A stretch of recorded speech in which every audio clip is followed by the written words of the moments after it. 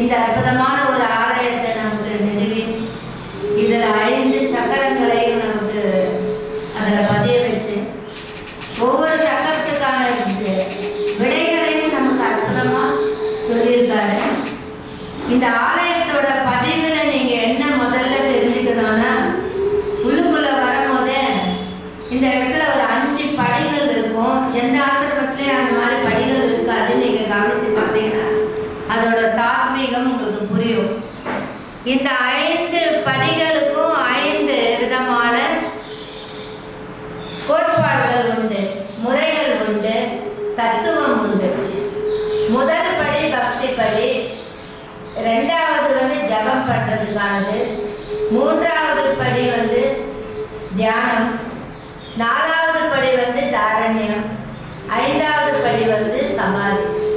இந்த 5 படிகளையும் ஐயா நமக்காக இதை உருவாக்கி தந்தது மட்டும் இல்லை, அதுக்கான விளக்கத்தையும் நமக்கு நூல் மூலயமாகவும் அவருடைய திருவாய் மலர்ந்து அதனுடைய விளக்கங்களை நாம் காதால கேட்க வேண்டியதுக்கான ஒரு அனுபவத்தையும் தந்திருக்காரு.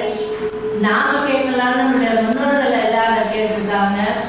அதனோட வழிகளை நமக்கு நூறாகி அவங்க கொடுத்துருக்காங்க. அற்புதமா இந்த சமாதிக்கு அப்புறமா இருக்கிறது ஜோதி. அந்த ஜோதிக்கு அப்புறமா ஒரு இது நீங்க பார்க்கலாம். அந்த ஓம் என்ற ஒரு வடிவம் இருக்கும். அந்த வடிவம் அந்த ஓமுக்கு அப்புறமா இருக்கிறது வெட்டவெளி, அதான் பரபிரம்மம்.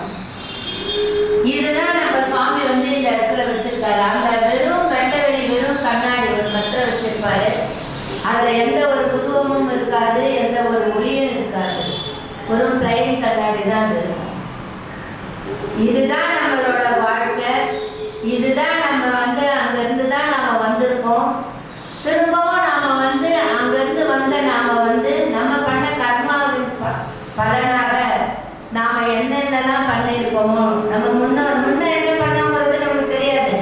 ஆனா இறைவனுக்கு தெரியும், இந்த பிரபஞ்சத்துக்கு தெரியும். பஞ்சபூதங்கள் இது எல்லாமே தான் இறைவனோட கோட்பாடுகள். பஞ்சபூதம் வேற, கடவுள் வேற, இல்லை பிரம்மா, இல்லை பரம்பொருள், எதுவும் தனித்தனி கிடையாது. எல்லாமே இதனுடைய தொடர்புகள் தான். எல்லாமே ஒன்று தான். அதாவது இடத்துக்கு ஏற்ற மாதிரி அந்த பெயர்கள் வேறுபடும், அவ்வளவுதான்.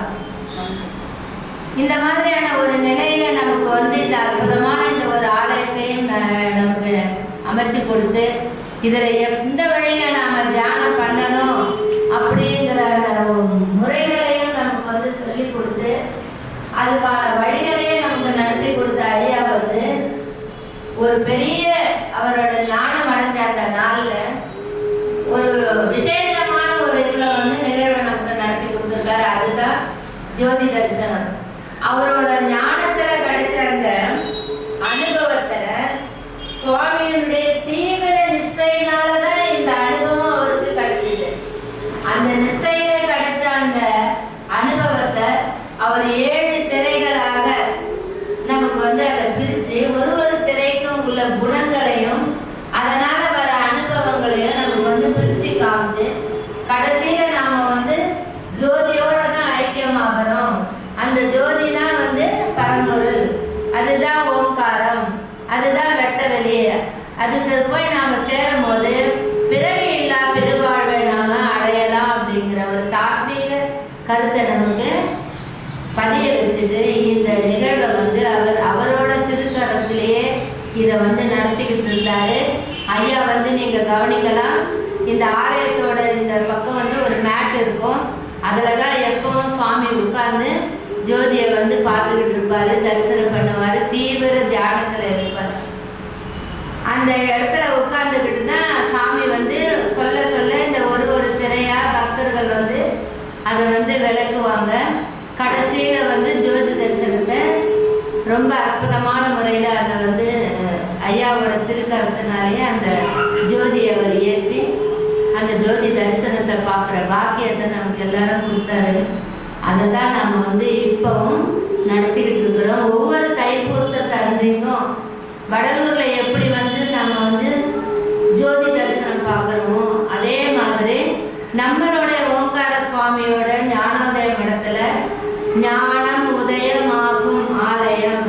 இதை வந்து எல்லாரும் சாமியார் மடம் சாமி இருந்தாரு, அதனால பாமர மக்கள் வந்து இது பண்ணாங்க. காலப்போக்கில் அது வந்து ஒரு வழக்கு மொழியாயிடுச்சு. இருந்தாலும் ஐயா வச்சிருக்கிற அதோடைய உண்மையான பேரு ஞானம் உதயமாகும் ஆலயம். ஒவ்வொரு மனுஷனுக்கும் ஞானம் முக்கியம்.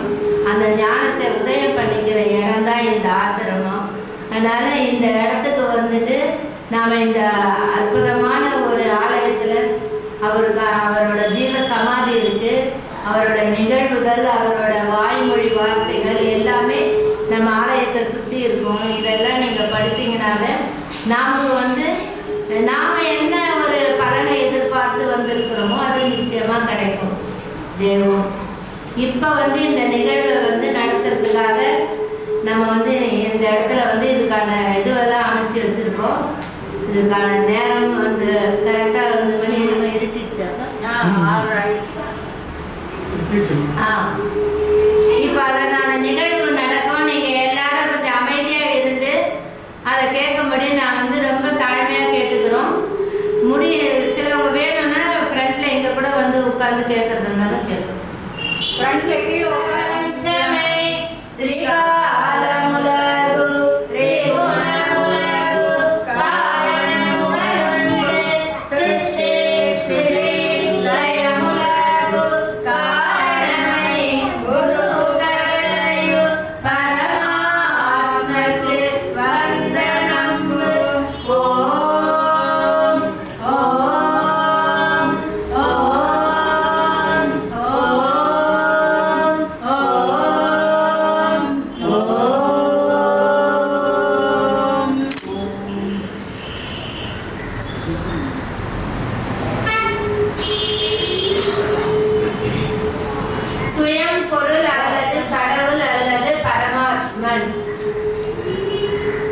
கடவுளுக்கு வந்து இப்படிதான். நாம வந்து முருகா, பெருமாள், கிருஷ்ணா, விநாயகா அப்படிங்கிறது ரூபத்தோட பேர் தான். இது எல்லாம் கடந்து போகும்போது கடவுள் வந்து சுயமான ஒரு பொருள். சுயம்பர் நான் நிறைய இடத்துல நீங்க சுயம்பா கடவுள் வலுவானது கூட ஆலயங்கள்ல பார்த்துருக்கோம் இல்லையா? அதனால சுயம் பொருள் அல்லது கடவுள், இதுக்கு எல்லாத்துக்கும் ஒரே காரணம் பரமாத்மா. இதுதான் இந்த மாதிரி இருக்கிற நம்ம அந்த கடவுள் கிட்ட, அந்த பரமாத்மா கிட்ட இருந்து நம்ம வரும்போது ஒவ்வொரு மனுஷங்களும் வந்து பரமாத்மா தான். ஒவ்வொரு உயிருள்ள ஜீவனும் ஓரறிவு ஈரறிவு இருக்கிற அத்தனமும் பரமாத்மா தான். ஒரு பரமாத்மா வளர்த்திக்கிட்டே இருக்காரு. உங்களெல்லாம் ஒழுங்கா உட்காந்து சொல்றதெல்லாம் கரெக்டா கேளுங்க அப்படின்னு. அதுதான் உண்மை. ஏன்னா ஒவ்வொரு அணுக்குள்ளேயும் ஒவ்வொரு உயிருக்குள்ளேயும் கடவுள் இருக்கிறதாக நம்ம குரு வந்து நமக்கு வழிகாமிச்சிருக்காரு. இதை வந்து நம்ம வந்து நல்லபடியாக அதை நம்ம மைண்டில் வச்சுக்கிட்டு நம்ம வந்து ஆத்மாத்மா அதை வந்து நம்ம தியானத்து மூலயமா உணர்ந்தோம்னா நாம் ஒவ்வொருத்தரும் எங்கேருந்து வந்திருக்கிறோம்? மேலேருந்து வந்திருக்கோம் இல்லையா? வந்துட்டு இந்த பக்தின்னு வந்து இந்த பூமிக்குள்ளே வந்துருக்கோம். இந்த பூமிக்குள்ள வந்துட்ட உடனே என்ன வரும் நமக்குள்ள? நமக்கு 5 பஞ்சபூதங்கள் தான் கடவுள். பஞ்சபூதங்கள் தான் எல்லாமே. இதுல என்ன ஆகும்? இந்த குணம், முதல்ல இந்த குணம் வந்து நம்மளை நசிக்கணும். அதுக்கப்புறம் சூட்சும சரீரம், ஆசை பாசம், இது அது வந்த பாசம், அது நம்மளை போய் அமைக்கிறோம். காரண சரீரம், எந்த காரணத்துக்காக இருக்கிறோமோ அதை அந்த காரணத்தை விட்டுட்டு இங்க இருக்கிற காரணத்தையே முக்கியமான காரணமா எடுத்துப்போம். காரண சரீரம். அதுக்கப்புறம் காரிய சரீரம். இந்த காரியத்திலேயே அழுந்தி அழுந்தி போயிடுவோம். ஆனா இதெல்லாம் போகாம நாம வந்து இருக்கணும்னா இது மாதிரி ஒரு குருமார்கிட்ட வரணும். மகான்களோட சந்நிதியில வரும்போது நம்ம தட்டி கொடுக்குற மாதிரி உணர்வு வரும். அந்த உணர்வு வரும்போது நாம கொஞ்சம் கொஞ்சமா வந்ததை பத்தி நினைக்க ஆரம்பிப்போம். இதுதான் ஐயாவோட தாத்வீகம். இந்த குணங்கள்ல இருந்து நாம பழையபடி திரும்பவும் நாம அதுக்கு போறதுக்காக ஒவ்வொரு இதுவும் வந்து சாமி வந்து நமக்கு நிறங்களாக கொடுத்துருக்கிறார். ஏன்னா இப்போ ஒவ்வொரு இடத்து பக்தி எண்ணிட்டு ஒரு சாமியை வந்து கும்பிடுங்கன்னாக்கா ஒரு டக்குன்னு புரியாது. ஆனா அதையே வந்து நாம வந்து குழந்தை, இப்போ ஒரு குழந்தைகிட்ட பிள்ளையார் இவரு சாமி குட்டிக்கோ, இதை இது பண்ணிக்கன்னா அது சின்ன வயசுல இருந்து இது பண்ணும். இதை இப்படியே சொல்லிக்கிட்டே இருக்கும் போது நீ தியானம் பண்ணு, இதை ஜபம் பண்ணுனாக்கா இப்போ ஓம் முருகா, ஓம் விநாயகா, ஓம் சக்தி இப்படி சொல்லிக்கிட்டே இருப்போம். நீங்க இதை சொல்லிக்கிட்டே இருக்க என்ன ஆகும், அந்த ஓம் சக்தியை வந்து மறைச்சிட்டு ஓம மாத்திரம் சொல்லுவீங்க. அது சொல்றது தான் தியானம். 3வது படியா ஐயா வச்சிருக்கிறது.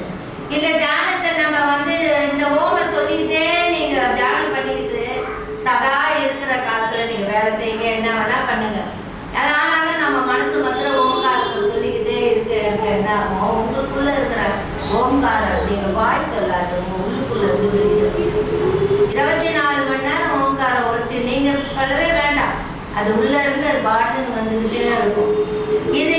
இதுதான் வந்து தாரண்யம்ங்கிறது. அதாவது நாம எதையுமே செய்யாத நமக்குள்ள இருக்கிற தெய்வீக இதுக்கும் நாம வந்து தியானம் பண்ணணும். இன்னும் தீவிரமா பண்ண என்ன ஆகும்னா சமாதி நிலை. அதாவது நம்ம மனசு வந்து சஞ்சலப்படாது. எப்பேற்பட்டு வந்தாலும் அது இந்த மாதிரி ஒரு பெரிய கஷ்டம் வந்திருக்கு, இவ்வளோ பெரிய சந்தோஷம் நமக்கு வந்திருக்கு, பரவாயில்ல அப்படிங்கிற மாதிரி எதுவும் இல்லாத இதுவும் பரவாயில்லன்னு மனசு பேலன்ஸ் பண்ணிப்போம். ஒரே சமநிலையில வரும்போது நாம வந்து என்னவா இருப்போம், தெய்வீக நிலை மாதிரி ஆயிடும். அந்த மாதிரி இருந்துச்சுன்னா நமக்கு எந்த கஷ்டமும் துன்பமும் வராது இல்லையா. மனசு எப்பவும் ஒரே பிரசாந்த நிலையிலே இருக்கும் இல்லையா. எவ்வளவு கஷ்டம் இருந்தாலும் நீ அதையும் தாங்கிப்ப, எவ்வளவு சந்தோஷம் சரி வந்துட்டு போது எல்லாரும் நினைச்சு பண்ணுவோம், எது கிடைச்சிச்சு அப்படின்னு தான் நம்ம நினைச்சிருப்போம். பேரானந்தம் அடைஞ்சு ஒரே இது பண்ணியும் இருக்கவும் நம்ம அந்த இதுக்குள்ள போகணும். பேரானந்தம் அடைய வேண்டும். எப்படின்னா இறைவனை காண்றதுக்காக பேரானந்தம். நம்ம இங்க இருக்கிற இந்த வஸ்துக்களுக்காக நம்ம வந்து பேரானந்தம் அடையாது. சும்மா நீர் குமரி மாதிரி தான்.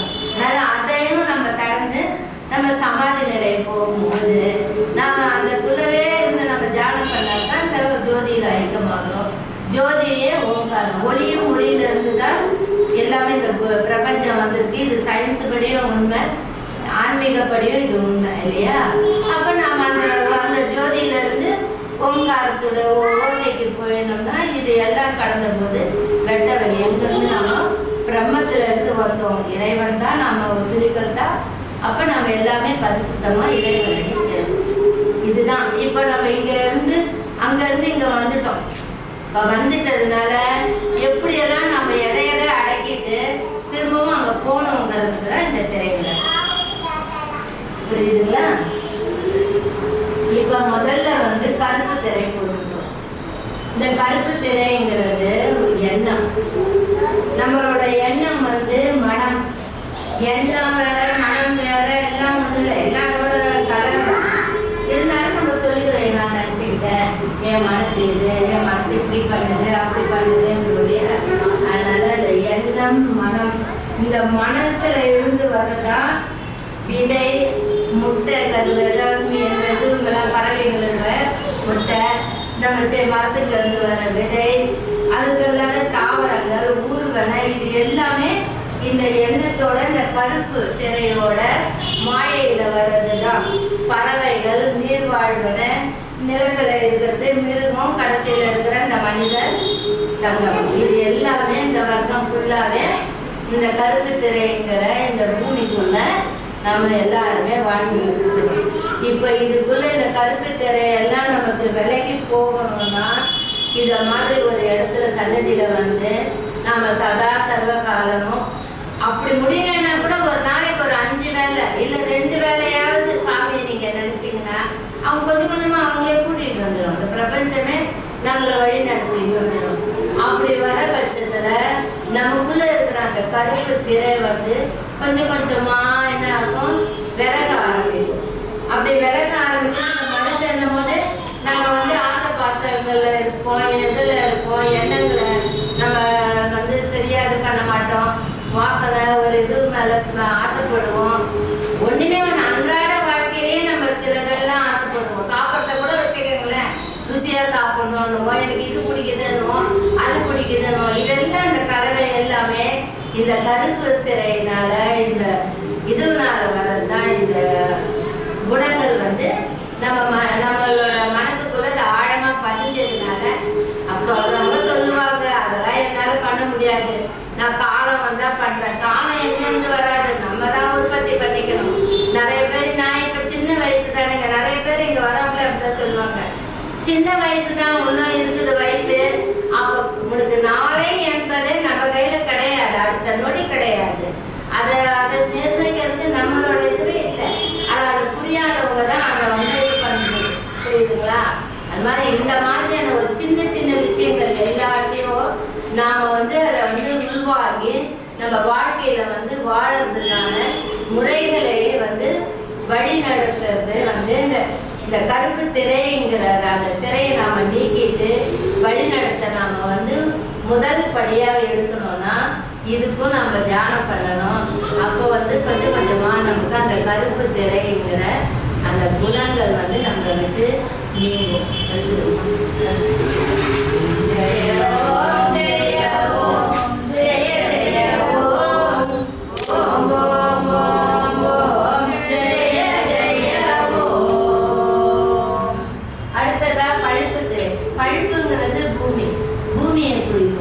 இந்த பூமியில என்ன இருக்கு? வாசனை. பூமியில இருந்து தான் அணு உற்பத்தி ஆகுது. சின்ன சின்ன தாவரங்கள் இது எல்லாமே பூமி தான். பூமிக்குள்ள மணல். இந்த மணல் வந்து இது எல்லாமே பூமியை சுற்றுறது தான். மணல், கல், பாறை, மலை, தாது பொருட்கள் முதலியனவை தான் நம்மளோட இந்த பழுப்பு நிறம், பூமியோட நிறம் அதுதான். இப்போ இந்த நம்ம உடம்பு கூட பஞ்சபூதங்களால் ஆனது தான். நம்ம உடம்புலேயே கூட ரத்தம் வந்து நீர், நிலம், நெருப்புன்னு சொல்லி நம்ம உடம்பே பஞ்சபூதத்தால் தான். அந்த மாதிரி தான் இந்த உலகத்திலையும் இருக்கு. இப்போ இந்த மாதிரி இந்த பஞ்சபூதத்துங்களான இந்த இதை வந்து நாம் எப்படி அடக்கணுன்றதுனா, திரும்பவும் நீ சதா தியானம் பண்ணிக்கிட்டே இரு. ஓங்காரத்தை நீ விடாத. இந்த இது வந்து வாசனை மெயினா நமக்குலாம் அந்த வாசனை, இந்த வாசனையை நீங்க அடக்குங்க. அப்படி இந்த துர்நாற்றம் இது அது அப்படின்னு நம்ம வாசனையை உணர்றோம் இல்லைங்களா? இதை கூட ஒருநிலைப்படுத்தணும்னா நீங்க தியானம் பண்ணிக்கிட்டே இருந்தீங்கன்னா உங்களுக்கு ஜவ்வாது வாசனையும் நல்லா தான் இருக்கும், துர்நாற்றமும் ஒரே மாதிரி தான். எங்க வேணாலும் உட்காந்து மகான்கள் வந்து தியானம் பண்ணுவாங்க. இடுகாட்டில் உட்காந்து பண்ணுவாங்க, நம்ம கடற்கரையில் உட்காந்து பண்ணுவாங்க, பூங்காவில் உட்காந்து பண்ணுவாங்க. நம்ம சார் அங்கே போனால் ஒரே நாள் அங்கே போய் எங்கே உட்காந்து இது பண்ணுறது, இங்கே வந்து இது நல்லா இருக்குது, இது பிரசாந்தமாக இருக்குது. அப்போ உனக்கு மனசு வந்து ஒருநிலைப்படலைன்னு அர்த்தம். அந்த மாதிரி எந்த வாசனையை வந்து நாம் வந்து அடக்கிறதுக்கு பழகிக்கணும். அதுக்கும் விடாது நாம் வந்து ஓம்காரத்தை சொல்லிக்கிட்டு சாமி இதை பிரபஞ்சத்தோட நம்ம ஐக்கியமாகிக்கிட்டே இருந்தோம்னா இந்த வாசனையும் நம்மளை விட்டு கொஞ்சம் கொஞ்சமாக விலக ஆரம்பிக்கும். புரியுதுங்களா? அந்த நறுமணம்ங்கிறது தேவைதான்.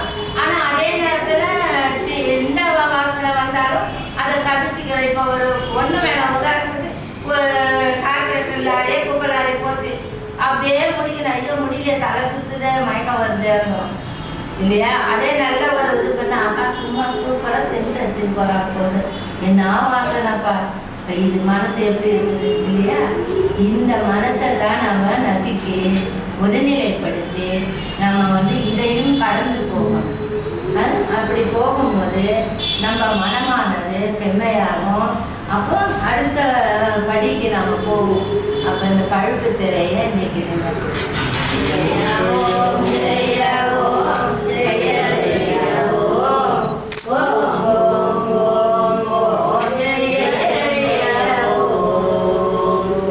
அடுத்து வந்து பச்சை திரை. இந்த பச்சை திரை எதை குடிக்குதுன்னா தண்ணீரை குடிக்குது. இப்போ நம்ம வந்து எண்ணங்களை பார்த்தோம், வாசனையை வந்து நம்ம கட்டுக்குள்ள கொண்டு வந்தோம். அடுத்தது வந்து தண்ணியோட என்ன ருசி. தண்ணியை வந்து கலர் சொல்ல முடியாது, பச்சை கலர் சொல்லணும். ஆனால் பார்க்கறதுக்கோ இல்லை கையில் எடுத்தாவோ எதுவும் இருக்கு, ஆனால் அதே சுவைச்சா ருசி தெரியும் இல்லையா? ஆக தண்ணி வந்து ருசி, அதோட இது வந்து பரிசம் வந்து நமக்கு ருசி. ருசியில் நமக்கு தண்ணியை வந்து உணர்ந்து முடியும். இந்த ருசி வந்து ஊற்று, அதாவது அதுக்கு என்ன 3 பேர் வைக்கிறாரு: ஊற்று, தண்ணீர், நீர்க்குமிழிகள், அலைகள், மேகங்கள், பனி முதலியவை எல்லாம் சேர்ந்தது தான் இந்த நீர் ஆகாரம். இந்த நீரோட அந்த இதில் வரும்போது செடி தாவரங்க இதுங்க எல்லாம் வரும். அது மாதிரி நல்லா பயிர் வச்சு எல்லாம் அந்த தண்ணீர் இல்லாத நம்மளால இருக்க முடியாது. ஆனா இதை எல்லாத்தையும் நாம இது பண்ணிக்கும் போது எதை மாத்திரம் நம்ம நிறுக்கிறோம்? ருசிங்கிற நம்ம உடம்புக்குள்ள இருக்கிற நாவல். நிறைய பேர் ருசிக்கு அடிமை ஆயிடுவாங்க இல்லையா? அதனால நாம என்ன பண்றோம்? முதல்ல ருசிய அடக்கணும். அது சுவை உணவு.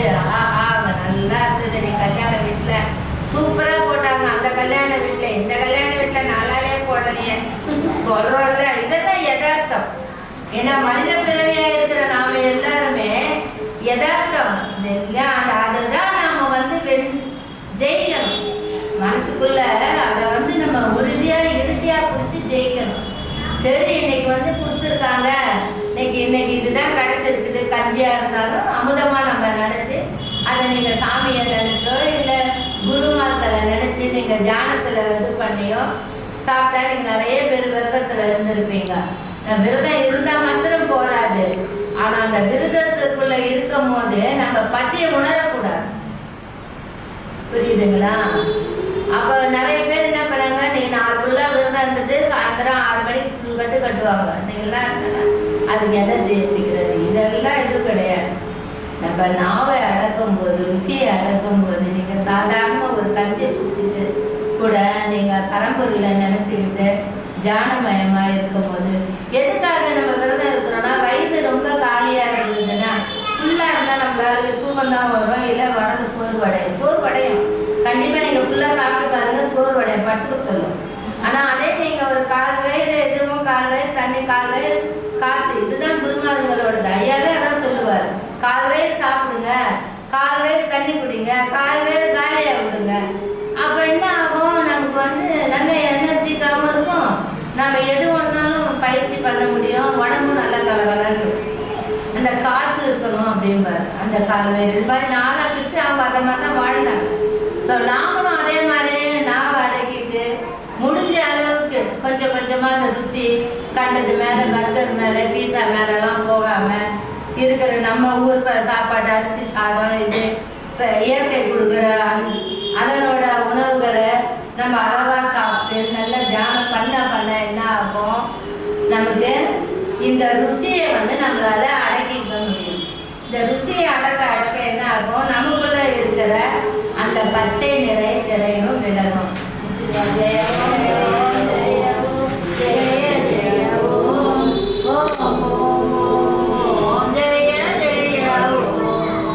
அடுத்து வரப்போறது சிகப்பு திரை.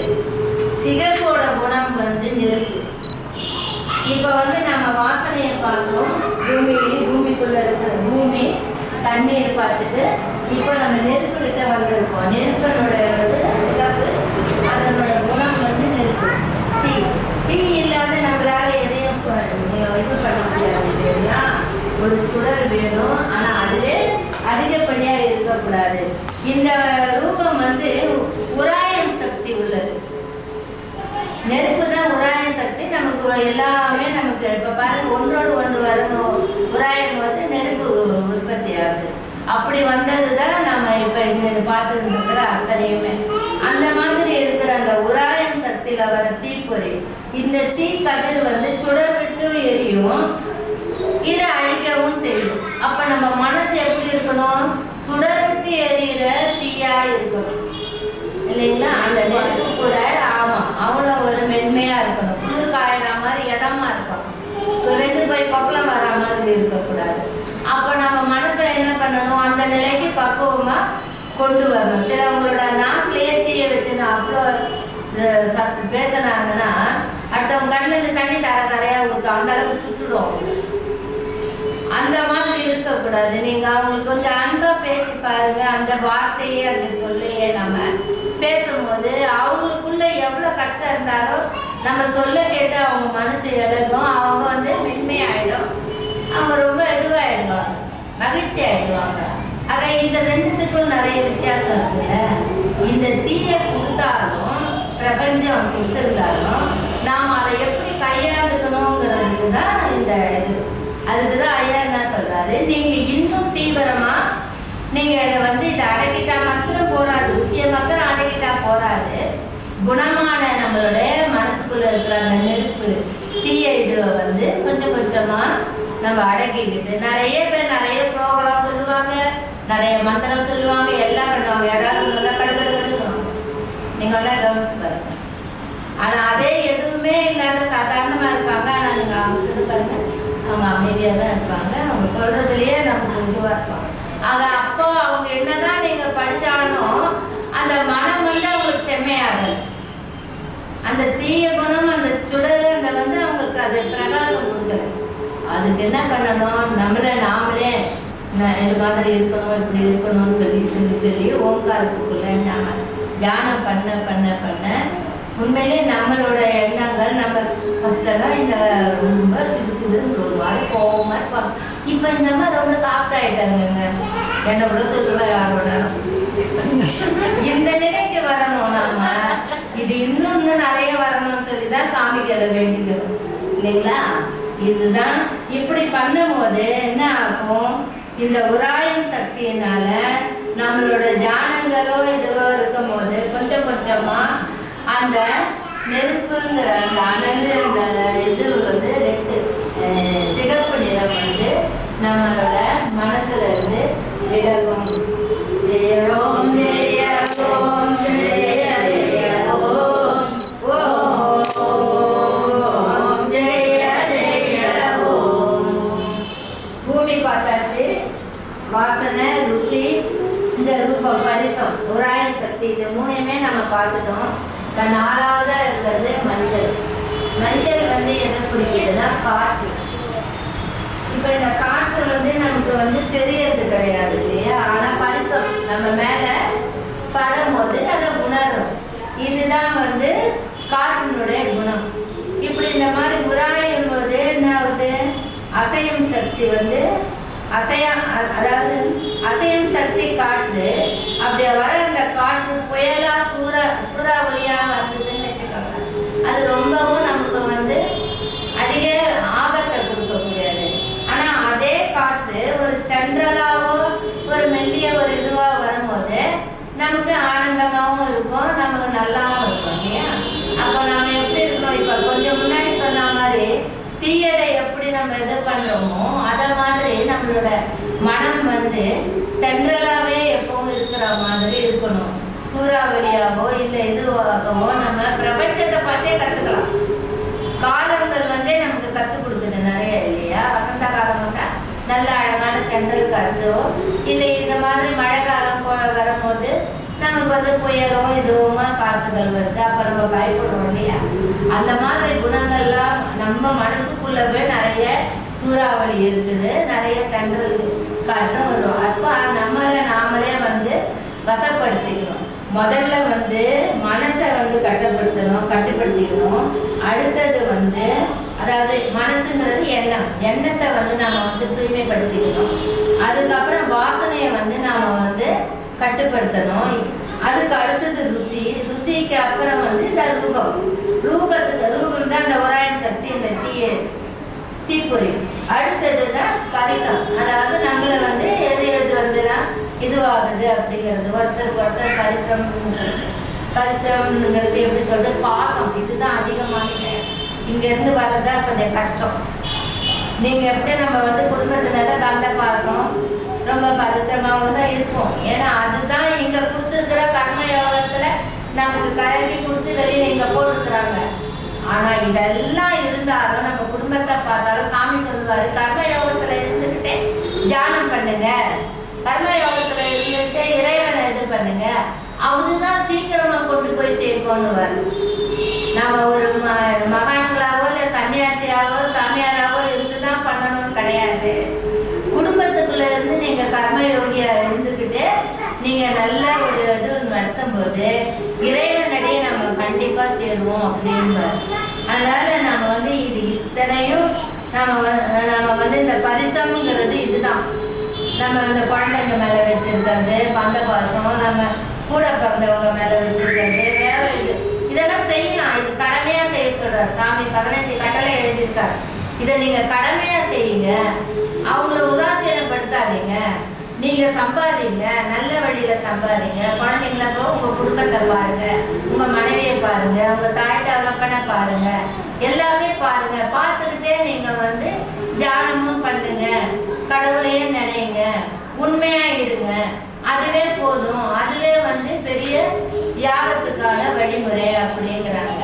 இப்படி நாம வந்து உணர்ந்து இதுபடி நாம வாழ்ந்துகிட்டே இருந்தோம்னா நாம வந்து நல்லபடியா நல்ல செழுமை அடைஞ்சு மேலும் மேலும் நாம வந்து சுவாமியை வந்து அடையிறதுக்கான வழிகள் வந்து நமக்கு அமையும். அப்படி அமையும் போது என்னவோ நமக்குள்ள இருக்கிற அந்த பச்சை திரையும் விலகிடும். மஞ்சள் திரையும் விலகிடும். ஓம் ஓம் ஓம் ஓம் ஜெய ஜெய ஓம்.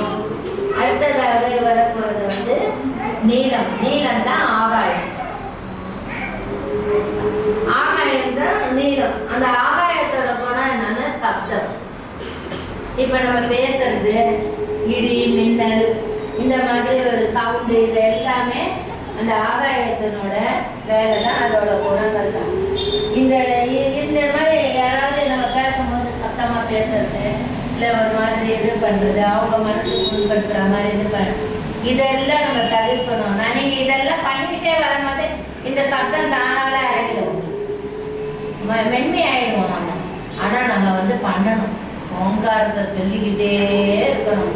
சதா சர்வ அடுப்புல பால் வச்சா சொல்லுங்க, அடுப்பை பற்ற வச்சா சொல்லுங்க, தண்ணி தெளிச்சா சொல்லுங்க, கோலம் போட்டா சொல்லுங்க, குளிச்சா சொல்லுங்க, துணி கடைக்கு போனா சொல்லுங்க. ஐயா அருமையா ஜெய ஓம் சொல்லி கொடுத்துட்டே இருக்காரு. ஒரு தரம் ஜெய ஓம் சொன்னோம்னா ஜெய ஓம் ஜெய ஓம் ஜெய ஜெய ஓம் ஓம் ஓம் ஓம் ஜெய ஜெய ஓம். இந்த ஒரு தரம் நம்ம சொல்ற இந்த ஜெய ஓம் வந்து 5 தரம் காயத்ரி மந்திரம் சொல்றதுக்கு சமம்னு இருக்காரு நம்ம ஓங்கார சாமி. இது எளிமையா எல்லாரும் சொல்லிட்டு அவங்க வேலைகளை பண்ணுவாங்க அப்படிங்கிறதுனால நீங்க இன்னைக்கு அதை மனசுல வாங்கிட்டுங்க.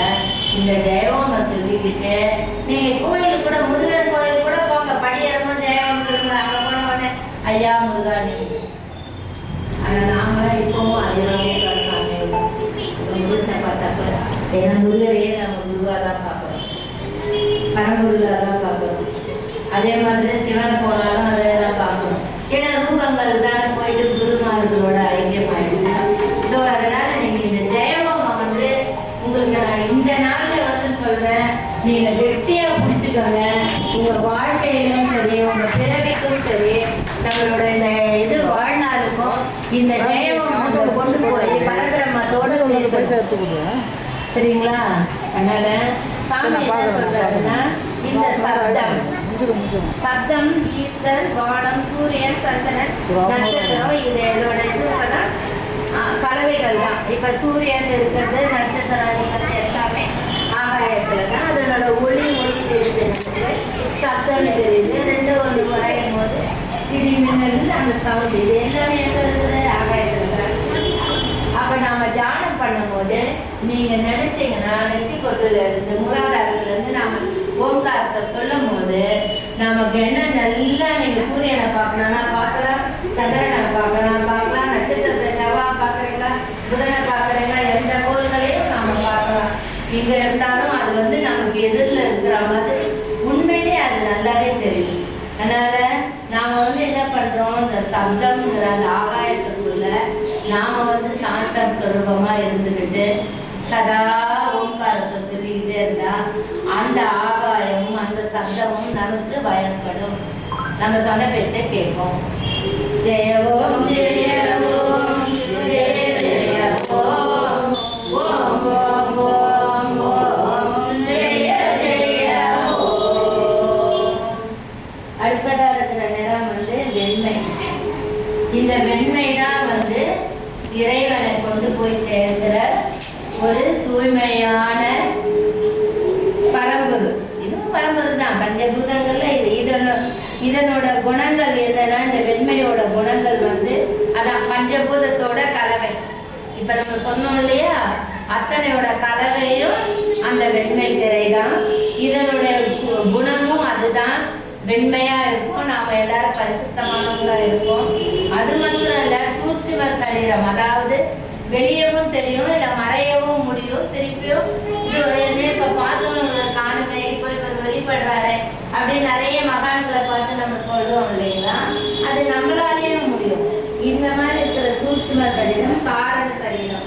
காரணம்னா நாம வந்து இப்ப இங்க உட்கார்ந்து இருக்கிறது, இதை பார்த்துக்கிட்டு இருக்கிறது, கேட்கறது எல்லாமே இந்த சரீரம் தான். இப்ப வந்து என்னன்னா, நம்மளோட இந்த வெண்மை திரையும் விலகி நாம எல்லாரும் ஜோதியோட ஐக்கியமாகணும், இறைவனோட பாதத்துல போய் சேர போறோம். அதனால இப்ப வந்து இந்த வெண்மை திரையை நீங்கிடுச்சுன்னா நீங்க ஜோதி தரிசனத்தை பார்க்கலாம். ஜோதி தரிசனத்தை பார்க்கறதுக்கு ஒவ்வொருத்தரா வந்து நீங்க உள்ள வந்து ஐயா நமஸ்காரம் பண்ணிட்டு ஜோதியை வந்து தரிசனம் பண்ணிட்டு போங்க. ஜெய ஓம் ஜெய ஓம் ஜெய ஜெய ஓம் ஓம் ஓம் ஜெய ஜெய ஓம் ஜெய ஓம் ஜெய ஓம் ஜெய ஜெய ஓம் ஓம் ஓம் ஜெய ஜெய ஓம் ஜெய ஓம் ஜெய ஓம் ஜெய ஜெய ஓம் ஓம் ஓம் ஜெய ஜெய ஓம் ஜெய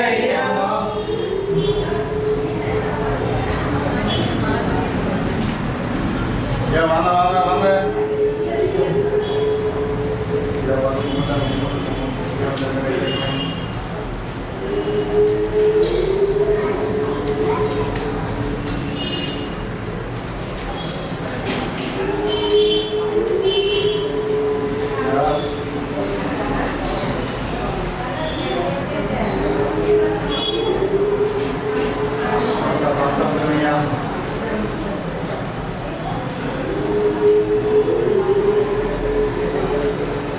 இப்படி ஐயா அப்படியே அங்கே போக முடியாது ஐயா.